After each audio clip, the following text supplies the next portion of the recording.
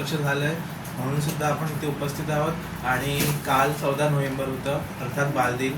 आणि आपण असं पण म्हणू शकतो कदाचित हा योगायोग असेल की 14 नोव्हेंबर बालदिन आणि त्याच दिवशी 25 वर्षांपूर्वी महाराष्ट्रामध्ये MSCIT अर्थात Maharashtra state certificate in information technology हा कोर्स सुरू झाला.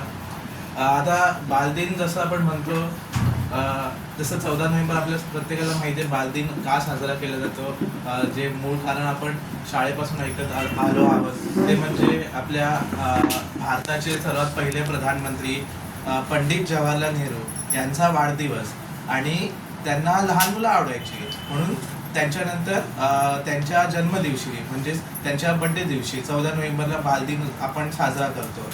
आणि अशा अनेक गोष्टी आहेत जसं की आपल्या भारताचे पहिले गृहमंत्री जे होते सरदार वल्लभभाई पटेल त्यांचा जो वाढदिवस असतो त्या दिवशी आपण नॅशनल युनिटी डे साजरा करतो.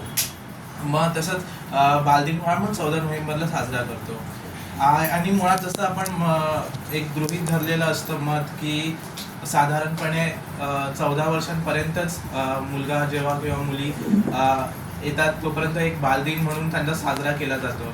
पण मुळात असं सुद्धा म्हटलं जातं की लहानपण देगा देवा मुंगी साखर एसारवा ऐरावत रत्न थोर त्यासी अंकुशाचा मार.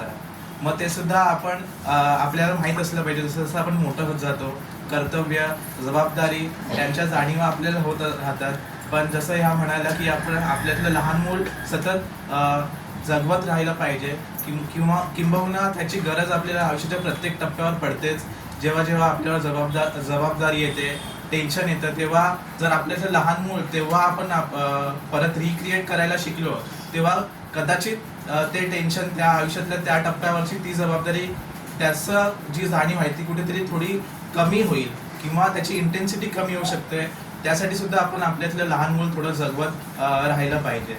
आणि सोबतच MSCIT बद्दल तर मी सुद्धा ह्या क्लासमध्ये 2023च्या बॅचमध्ये MSCITचा स्टुडंट होतो.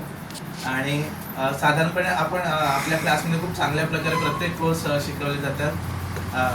आणि बस मी एवढंच. थँक्यू.